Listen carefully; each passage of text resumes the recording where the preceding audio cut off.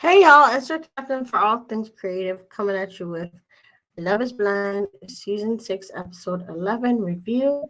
If you're new to this channel, please like, subscribe, all that good stuff. If you're returning, thank you for rocking with us. Let's get into it. Episode starts with a kickback at the lake, and we see the pod boys, including Trevor,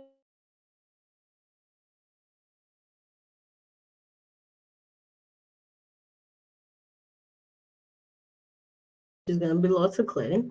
Then Sarah Ann gets to showing up, and you see Jeremy kind of cheesing and holding his head since we all know that these two are creeping and sneaking around together at this point.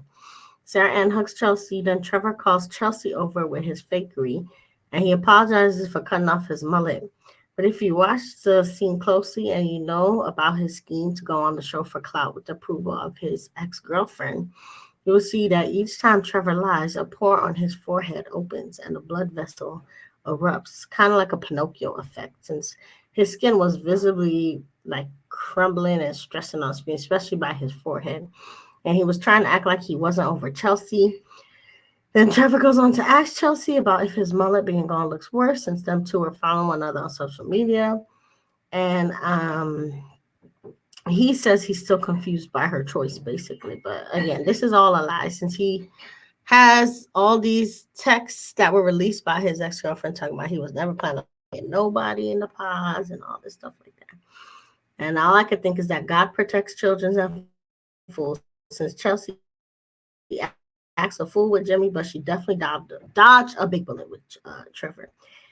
He also says he wore the bracelet that she had got him for the kickback.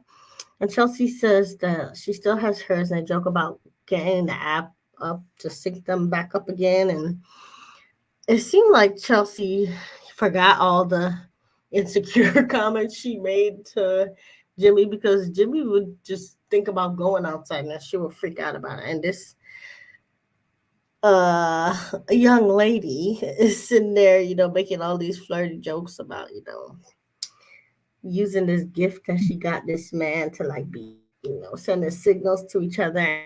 I don't like it. It's giving villain era. It's giving the Crimson Chin's daughter, and I can't watch right now. So Jimmy, I think, clocks all the skinning and grinning, and he walks over to give Chelsea a kiss, and I feel like he's doing a little territory marking here. And then Trevor breaks the awkward feeling by asking Jimmy for a hug and kiss himself, and then Jimmy and Chelsea walk off after talking about Trevor and Jimmy's bromance for a bit. So next thing you see Amy and Johnny, they're kissing a little. So Chelsea says to Jimmy that, Amy and Johnny are the strongest couple. And then Jimmy gonna go and get upset and ask Chelsea why she said that, since he has been campaigning to be the number one couple since the honeymoon. And Chelsea tries to clean it up and say they're joking and that, they're strong too. And I'm just like, Jimmy, he's definitely concerned about appearances, and he has been for a long time. And I think his insecurity is flaring up because Trevor's there too. So Chelsea tries to reassure him that, they're strong too, right up there with Amy and Johnny, or at least right behind them. But Jimmy is not pleased. And Chelsea keeps drawing attention to his displeasure. And at this point, I just think the two of them deserve each other, since Jimmy's concern about appearance matches Chelsea's concern with controlling Jimmy. So they're two peas in a pod. Next, you see Jeremy and Laura finally talk. And these these scenes with Jeremy, Laura, and Sarah Ann definitely stole the whole episode. They were the stars of this installment for sure. So then basically Jeremy tells Laura that she's been too rude to him. And I'm like, you've been creeping on her, so what do you expect? But I don't like either of them, so let's just put that out there. So basically she claims that she politely declined his flowers, and polite and Laura do not belong in the same sentence, because even when they were getting along, she was always coaching him and roasting him. And I will never forget about Bean Dipgate when she, set him up to slap AD's breast and called him childish for it and tried to embarrass him and then never apologized for it. So Laura and politeness definitely don't go in the same sentence. She's been crass and rude to everybody, including AD. But for some reason, she doesn't see her part in the crumble of her relationship. But no matter how rude she was, Jeremy had no business, creeping on her. But I definitely don't believe her that she was polite to him on text, because she's cursed him out and nasty to him and throws digs when they get along. So I'm sure she was roasting him in them texts.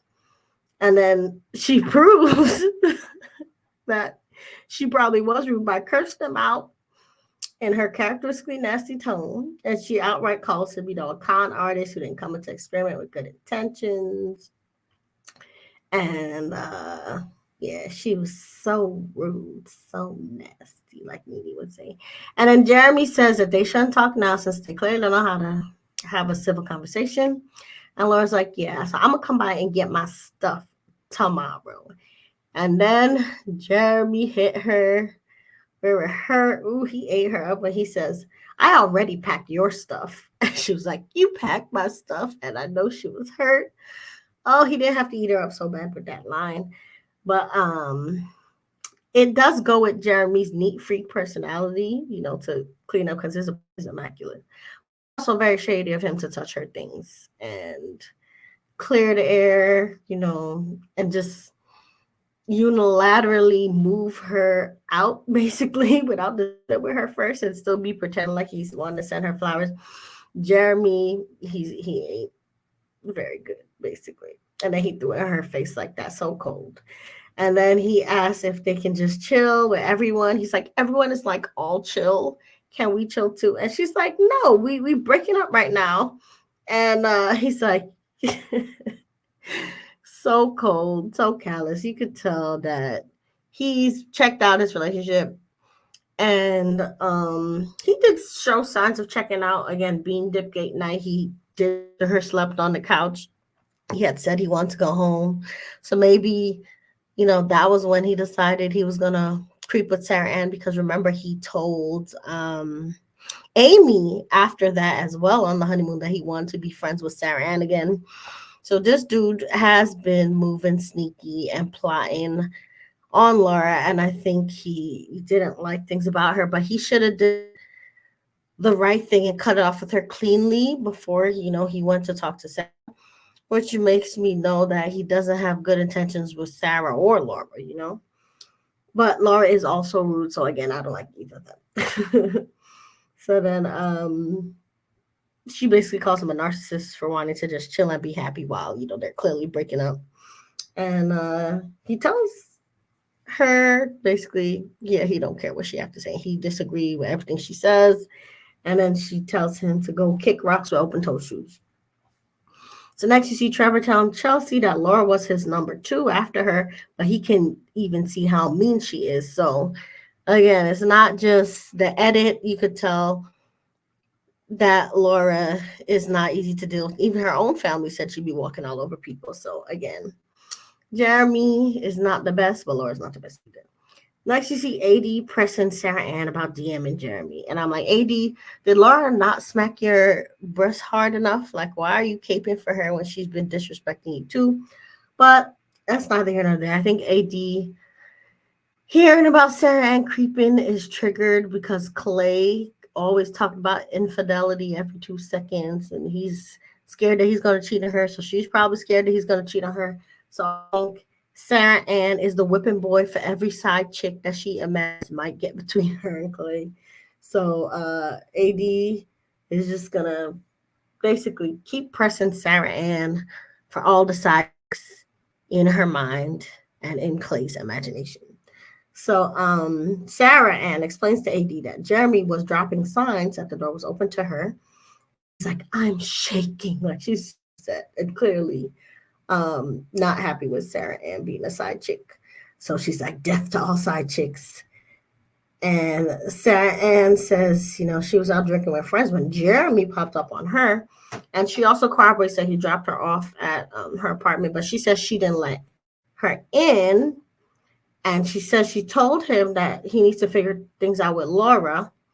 And then AD's pressing her some more. It's like, but You knew he was engaged. Like, what sign did he give you? What sign did he give you? And then Sarah Ann drops a bomb and says that, well, Jeremy told her that he would break everything off with Laura that night when he shot his shot at her. She also acknowledges that, she knows it might look a little bad, but she doesn't feel like she should be interrogated. And AD's like, if you feel interrogated, that's on you. But Sam's like, nah, you was interrogating me. And AD's like, I don't care. You're not messing with my man. But AD, you kind of do care. You may not care about Jeremy, but I think, again, you are using her as a whipping girl because of all the side chicks in Clay's mind that he's warning you that he feels like he can't fight away if y'all get married. And basically, Sarah Ann and AD's conversation does not end well. And Sarah Ann then goes and cries to Jeremy about everyone treating her like a floozy.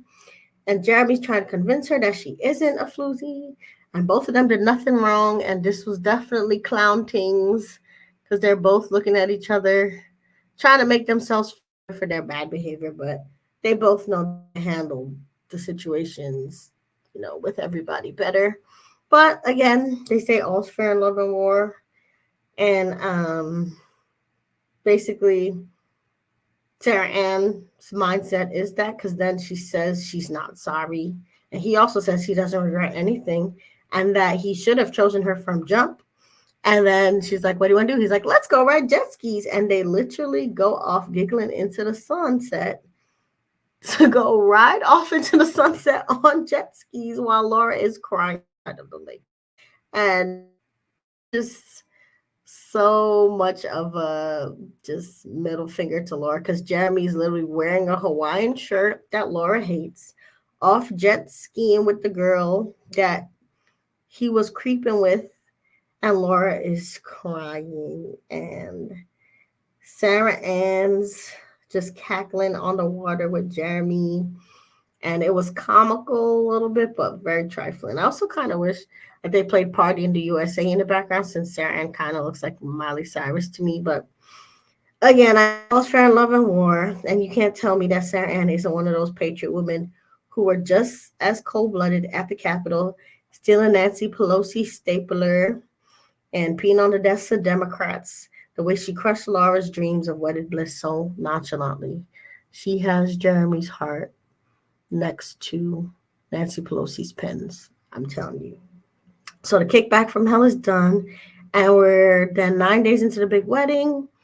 And you see Chelsea and Jimmy making ice sculptures, Clay and AD painting custom wedding sneakers, Johnny and Amy plan to talk more about birth control, which is getting annoying to me because there's a lot of options that they have. But I'm wondering if maybe they're both Catholic because, like, a lot of Catholic schools and Christian schools in particular don't teach about contraception and things like that. But that's neither here nor there. Girls go to get dressed with Vanessa, and the men go get their suits with Nick. And Chelsea's there with her sister and her friend. And the sister kind of looked like her mama. I was like, they aging like spoiled milk over there. And AD was there with her sister, a flower girl, and a bridesmaid. I was like, she got the whole bridal party with her. And Amy was there with her mom. And then the whole scene is kind of, very generic. They always do this every season. But AD's tears got to me. And I liked her strapless dress with the high slit. She looked the best in the wedding dress. And Amy looked kind of like a Disney princess in her flower embroidered dress. And then, what's her face? Chelsea. I guess her dress is an upgrade because her old wedding dress was $100 off of eBay. Next, you see Clay taking AD out on a date and gets her flowers. And then Amy and Johnny go on a camping date. And then Chelsea and Jimmy go to a roller coaster park for their final date before the wedding episodes next week. And then the big cliffhanger at the end is at dinner over charcuterie. So Jimmy asks Chelsea if they're going to get married, and she freezes like she don't know what she's going to do. So let's do predictions quickly, or what I hope happens. I hope that Jimmy and Chelsea do not get married. I think he's going to say yes. And she's gonna say no, maybe because she saw Trevor. But they might just get married, so that's not set in stone. I don't know if Amy and John are gonna get married or not either. I think they both had said that they wanted to try to have relations before the wedding. So maybe they don't end up doing it, and Johnny's rigidity makes Amy say no. Especially because there's that TMZ footage of Johnny and Jess at the airport. So I'm gonna think that Amy and Johnny say no, but they might say yes. I feel like before I saw the TMZ footage, I thought that they were gonna say yes, and now again I'm not so hopeful. Um, let's see, Clay and AD. I think they'll say yes. I hope they say yes, but if anybody says no, it's gonna be Clay. And I think those are all the couples because, as we know, Laura and Jeremy split because Jeremy and Laura both need to do work on themselves. Brittany and Kenneth split because Kenneth was also a secret villain. And apparently he was outed by his cousin on Facebook. So we shall see what happens at the reunion. I cannot wait till the reunion. But until then, say how you feel about this episode in the comments. Remember that you're the master of your fate and the captain of your soul. And don't forget to like and subscribe if you haven't already. Bye.